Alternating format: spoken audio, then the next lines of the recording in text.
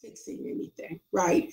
And if we continue not to recognize that this gap in racial equity has existed, particularly in a difference in the Black community, particularly that we know that all of the different races and ethnicities who have come to this country, they've all had some form of inequity or another, but there is a specific difference of community has dealt with. So in order to have a radical healing, we have to acknowledge that unapologetically, strategically, and directly. And until that's done, all of the other parts of the that you have, any platform that you have, will not have any sustainable impact. So that's what we mean by radical healing, is legislative advocacy, is, continuing to message and inequity in that community, continuing to archive what has happened and not let it be forgotten, and deliberately and strategically addressing it through communications. And that's what we mean by that. Has to be the very first thing in any economic development plan. Don't you find that to be the toughest thing that you have to do? Because this is about changing people's mindsets, conditioned mindsets, meaning that's where the rubber meets the road, how I see it. Yes, absolutely. I think well, for me, it's not tough because I come out and I deliberately talk about it all the time. Well, I've had the opportunity to pen a number of op-eds to the differences. We talk about Black developers, that they haven't had the same access to opportunities, but we have to, continue to voice that deliberately. I think what makes it tough, Tony, is that, as you said earlier, it's the flavor of the month when people can't turn away, when society cannot turn away from something visual. This last cycle, it was the actual murder of George Floyd, right? Looking at him being strangled in his neck for a period of 9 minutes, right? We had a number of other police killings that people thought were terrible, but it's something about that visual that, made everyone, just get to the point that we have to address it. It's starting to go away. We're not talking about it as more. So we need to be sure that it continues to be part of the messaging in any program that we do. And that's what we mean by radical healing. And so that kind of leads to my question. Are there opportunities for participants, particularly with the Black and Latinx women initiatives that you talked about, but with any of the other ones that you have? Are there opportunities for folks, when they've gone through from the program, to kind of keep it moving, right? To kind of, I don't want to say give back, but to reinvest themselves and what they've gotten from the programming back into the community or into the organization, such as with you guys, or if not with that particular program they came through, maybe one of the other programs that you offer? Well, any program that we're offering, we consider it a long-term partnership. Based organizations to whom we partner, and we often sub-grant to them so that they can continue to provide economic development, community development, real estate development, capacity building to the, in the work that they do to the or other firms. So it's not a one-off thing.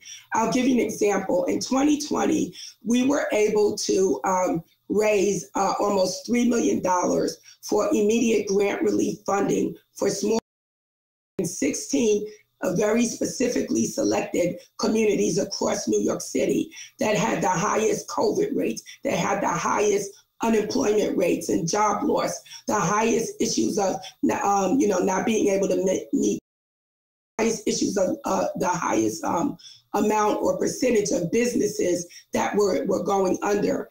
What we did was we selected 16 community-based organizations in all 5 boroughs that were located in those neighborhoods where we collected and analyzed the data.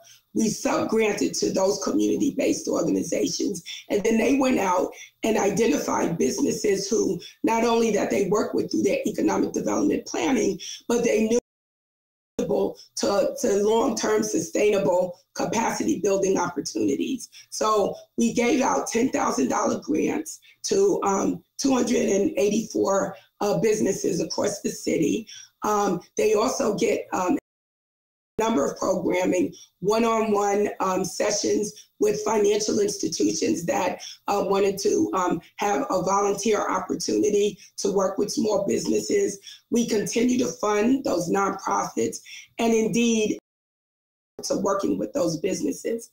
And not only do we do that at LISC, we try to ensure that we connect the businesses through a number of different programming. And then we at LISC created a supplier diversity of all of our grantees. So at LISC, if we're buying paper, if we're hiring a caterer, if we're hiring a photographer, if we're looking to get a videographer, restaurant, we go to those businesses to whom we gave the grants because we're reinvesting in them.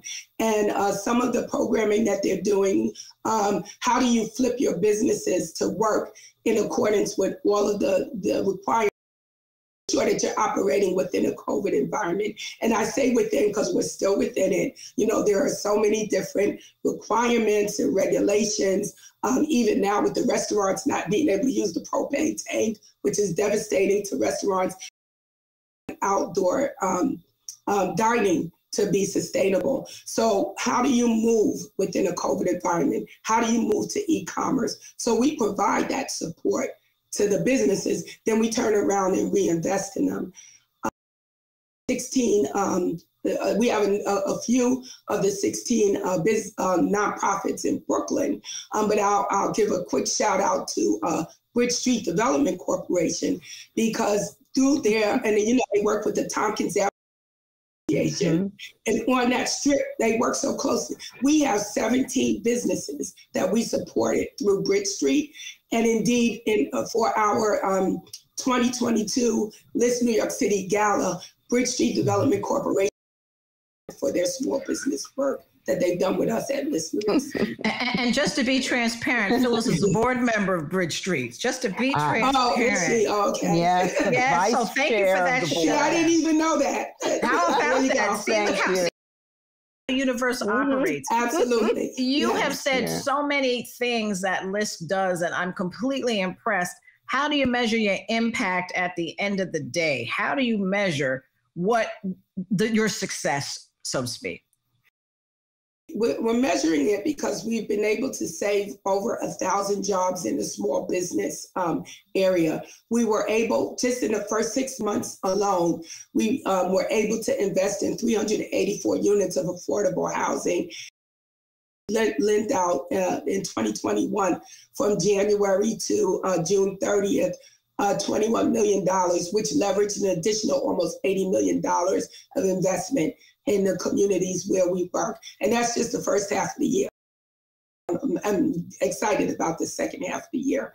But we are going to be looking to add, impact measurements where we'll start to look at our key performance indicators on the programs that we, but tie that to impact metrics, where we're looking at census data and ownership data and education data and healthcare data, and particularly in the tracks that we're working in, and see if we can investment to improvements in those areas. So that'll be, that type of analysis will be coming very soon. And I must ask this question because I know our viewers are going to want to know, who is Valerie White? Talk your background, because this, from what I know of you, this seems like a culmination of your complete skill set. So talk to us about how you got to LISC, if you would, in the remaining couple of minutes that we have. I will. Well, absolutely. Well, I'm a retiree. I'm a Wall Street retiree. I spent the first part of my career, 13 years, working for New York City government, initially the Department of Personnel. And since it doesn't exist anymore, that should tell you how long ago that was. Then 5 years there, and the remainder of the years at NYCHA. And at NYCHA, I had the opportunity to do sort of the non-traditional NYCHA housing through tax credits, low-income housing tax credits, and community development for housing, investing in it. That led me to Wall Street, to Standard & Poor's, where I spent 18 years, first developing quantitative methodologies to analyze public housing across the U.S., housing internationally, then moved into the whole affordable housing, municipal structured business. So I ran that business and then an international business, looking at these issues of public finance, economic development, investing, industrial investing across the globe. So this was an opportunity to take everything that I've had the blessing to experience in my career, it all into one place, and be impactful in the work that I do. So I'm just very happy to be here. Well, we are very happy that you are in this spot. This was an incredible interview. Enjoyed talking with you. Let us know if we back and talk more about the wealth gap and the work that you're doing, because it's very, very important. So thank you so much, Valerie White. And you forgot to say you're a lawyer, but but I said it for you. Maybe that was on purpose. So anyway, thank you, Valerie. Thank you, Brooklyn Savvy panelistas, and we'll see you next time on Brooklyn Savvy.